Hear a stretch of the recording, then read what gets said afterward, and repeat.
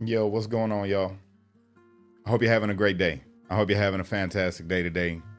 So I just read in my daily devotional, right? I gotta share this with you guys. Yo, it's powerful, man. This is a powerful one. I ain't gonna lie, it made me. I got chills, and I dang near had a tear, man. I ain't gonna sit here and lie to you. This devotional, that I'm just gonna read it. All right, if you guys could do me a favor and share this thing out. All right, share this out. It's powerful. All right, check it out. A heart transplant, right? This is the verse. It's John 14:20. It says, "At that day you will know that I am in my Father, and you are in me, and I in you." Right? That's the verse. Listen to this. Listen to this. It's so powerful. When grace happens, we receive not a nice compliment from God, but a new heart. Give your heart to Christ and he returns the favor. I will put a new heart. I will put in you a new heart and put in you a new spirit. And that's Ezekiel, right? It says, you might call it a spiritual heart transplant. Tara Storch understands this miracle as much as anyone can. In the spring of 2010, a skiing accident took the life of her 13-year-old daughter, Taylor. What followed was every parent's worst nightmare: a funeral, a burial, a flood of questions and tears. Tara and her husband, Todd, decided to donate their daughter's organs to needy patients. Few people needed a heart transplant more than Patricia Winters. Her heart had begun to fail 5 years earlier, leaving her too weak to do much more than sleep.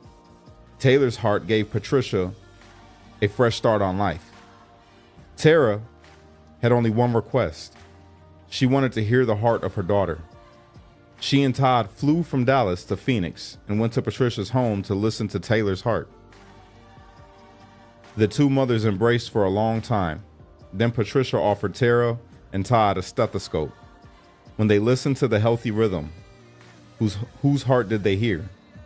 Did they not hear the still beating heart of their daughter? And when God hears your heart, does he not hear the still beating heart of his son? Yo, that's powerful. And it made me think, it's like, who are we, right? We know who we are. It's hard for us to grasp sometimes, man, especially, people that really are taking their walk serious, right? Trying to for real walk in the faith and be a true believer. And I say true believer because you got people that profess to be believers that you could tell if you was to listen to their heart, it don't sound like the heart of God. And I often question myself, and I'm like, yo, what are you doing? What are you doing? Before I say something, or after I say something, when I'm, on a live, especially when I do my lives. Without doing the lives, I'm good. When I'm in public talking with people, I'm good because I know that there could be immediate consequences, to my actions depending on my behavior in public, right? Like if somebody's saying something crazy to me, I could remove myself and just go on about my day. And if there's an immediate threat, I can deal with that and deal in a way where I know God will be like, all right, you did your best. You tried to avoid the situation. But when I'm on live for some reason, when I'm doing a show or I'm looking at comments and people come into the comment section and they say certain things that are foul or certain things that are racist or certain things that are just blatantly disrespectful, I react. And it's crazy. And then I have to question myself later, like, yo, what are you doing, bro? Why would you say that? Why would you go at them like that? That this is the internet.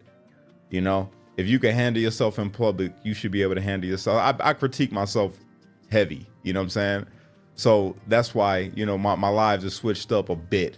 I don't even acknowledge the disrespectful comments the way that I used to. I'm doing better at it, but it's not because it's me. It's because of a new heart is my point, right? All the good things that you see about me that I try to do, or the praises that I might get, or the praises that you might get, the praises that people look at you and say, yo, this dude is amazing, or this woman is amazing, they're a good person. And they're a believer, you got to understand, man, that's God. I can't do no good of myself. It's impossible for me to do good of myself. When I act the way that I want to act, yeah, you could tell that ain't God. But when I allow myself to understand whose heart I got, what spirit I have dwelling within me, when I profess to be a believer, and having that hope, you know, having that hope that one day when I stand before God, he's going to look at me and be like, yo, you were horrible. You know, you were a train wreck out there, but you were doing your best when I gave you that new heart. You tried to listen to the beats of that heart that I put in you. You did your very best, and you're forgiven. You know what I'm saying? And that's what keeps me going. That's what motivates me, you know? And there's a couple other things. Like, I got to hope that one day I'm gonna meet my biological father, you know what I'm saying, in heaven, or when I go, you know, I want to make sure that while I'm here, I'm the best representation to my children, so that they'll hold on to that same hope that I have of seeing their father again. You know what I'm saying?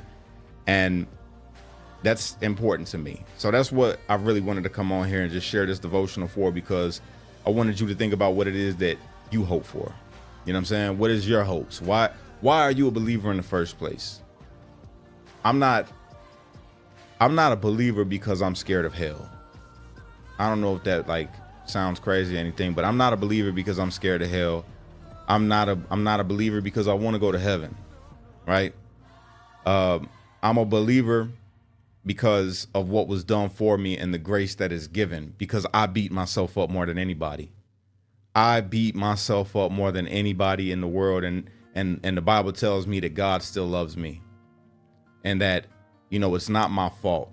You know, he makes me understand the nature of myself, my human nature, and says, look, it's not your fault, because you can't control, you know, the things within your nature, because it's not supposed to be there.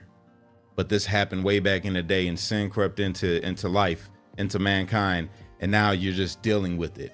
But I need you to understand, once you understand that, turn yourself back to me, just like your forefathers were supposed to. I've been trying to get all of y'all to turn back to me, is what I feel God saying, you know, in the Bible. That's really the whole Bible. It's just like, yo, y'all are messing up. Turn your heart back to me. Yo, Moses, I need you to go over here and tell the people this. Yo, Jeremiah, I need you to go over here and tell the people this. Yo, Joe.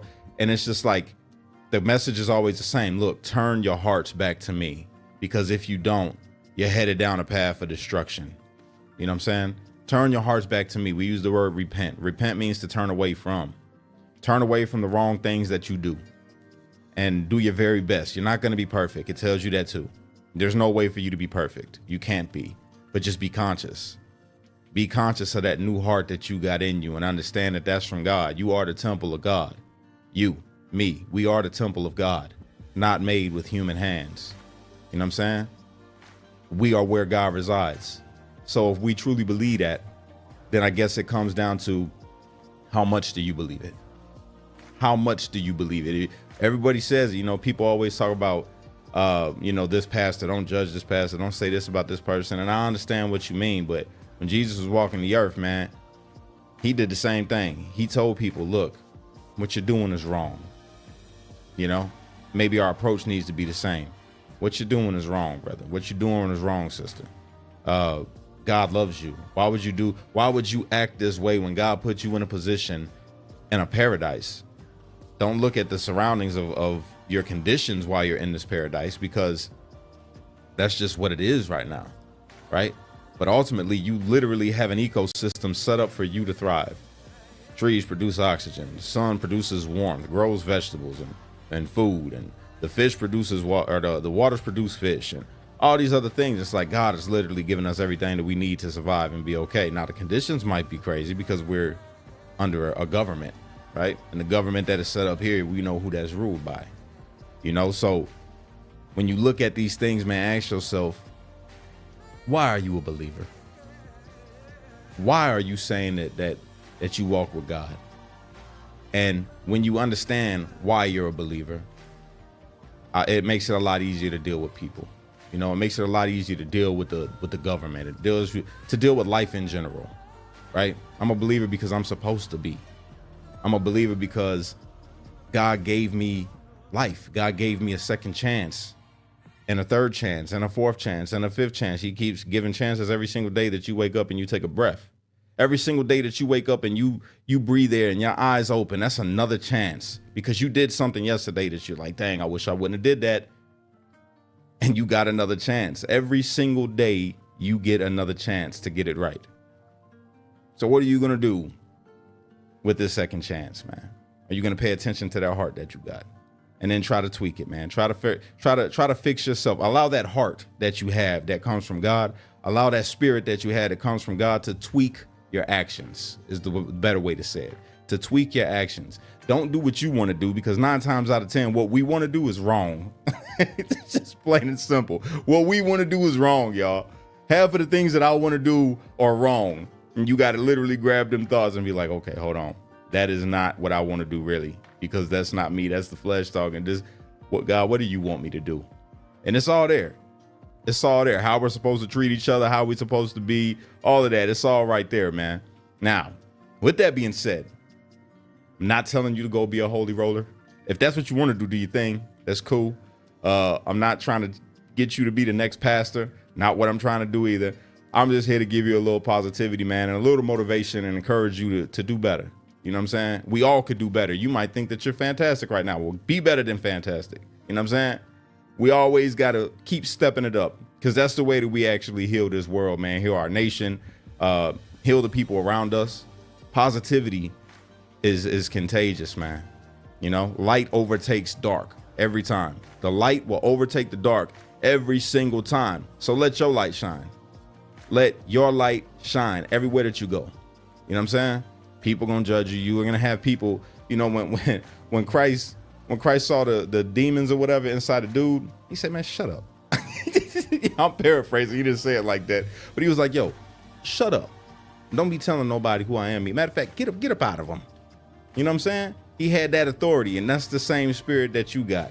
You ain't got to necessarily tell somebody to shut up, but use your energy, man. Use your spirit that God gave you inside of yourself to change the environment around you, just by your actions, your attitude, your positivity, your kindness, those things. You know, don't focus on the other things that come naturally to you as a human. The anger, the malice, the get back, you know what I'm saying? The revenge, the wrath. We ain't got to do that. You know, we ain't got to be that way. But at the same time, don't take no BS. If somebody try to put their hands on you, I'm never going to tell you to turn the other cheek. No, in all seriousness though, man, just try to be a better version of yourself. That's all. Be a better version of yourself and let Christ shine forth in the way that you deal with things, man. That's all. Treat each other like brothers and sisters. Pray every day. Pray for your family. Pray for your home. Pray for yourself. Pray for the government. Pray for the everything. Just pray. And most importantly, give thanks. Give thanks to God because you got the opportunity to pray. Give thanks to God because you woke up this morning. Give thanks to God because, you know, you got life.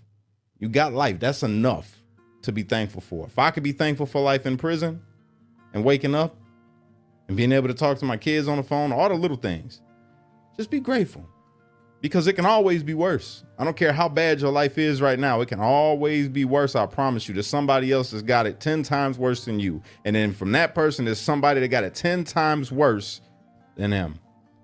It can always be worse, but we don't focus on that. It can always be better. And that's what we're striving towards. It's just better. So this is my daily devotional to you guys, man. I hope you enjoy my little talk. I love y'all. God bless you. You know, and yeah, I'll be back later. Right now, I got to go and pick up Caden and figure some. Oh, by the way, everybody that's watching this right now. So I have a goal. I want to say this before I leave. I have a goal right now. I'm working towards getting the Sony FX3. That's the one I really want, but I might have to settle for something just less awesome. I don't want to, but I want that Sony FX3. The Sony FX3 cost me $3,500, I believe. And that's without any attachments, right? If I want all the attachments and bells and whistles, I probably got to get about $4,500, right? So this is how you can help me with that, y'all, because I'm trying to put out some quality content, right? This is how you can help me. like this video and share this video. Not asking you to do anything else. Like this video, share this video, especially if you're on YouTube. And if you're not watching me on YouTube right now, please go subscribe to my YouTube channel because it's growing. It's probably like one of the fastest growing channels right now on YouTube. I'm just saying. I mean, and plus I think I make pretty quality content, you know? These lives are pretty good. I do a little bit of everything: politics, daily devotionals, inspirational, comedy, family time. We do it all. We do it all. So help a brother out. I really want that camera. I really want that camera. And I want it to be gotten through my work, you know, doing what I love, creating content. So help me out with that. Go like the YouTube channel, share a video, comment, all of those things, man. I appreciate it. Okay, that's it. That's my request. God, I'm praying to you right now, live on YouTube and X and Facebook, with all these people. Lord, I don't need it. I know I don't need it, but I really would like it. If you can help a brother with that, I would greatly appreciate it. I'll put it to good use. I'll even go and film some church services. Help a brother out. That's all I'm asking. Help me out. I love y'all. Unite. Don't fight. Be a street light. It's only you can be the change you wish to see in the world. And when you get too stressed out, you got to remember to pray, America. Without God, everything falls apart. That's a fact. Shout out Elon Musk. Boy, I got him running scared, don't he? I'm going to talk about it later. Oh, my goodness. The Department of Education is gone. I mean, apparently people ain't really been educating themselves in the first place, considering how they siding with these politicians that have been spending this money on ungodly things, which I was going to talk about, but I'm going to do it in another live. Ungodly spending. That's really what it comes down to. It's not just careless spending. It's ungodly spending, promoting so much degeneracy in other countries. Oh, I can't wait to tell you all about it. I'll see you guys later. Peace.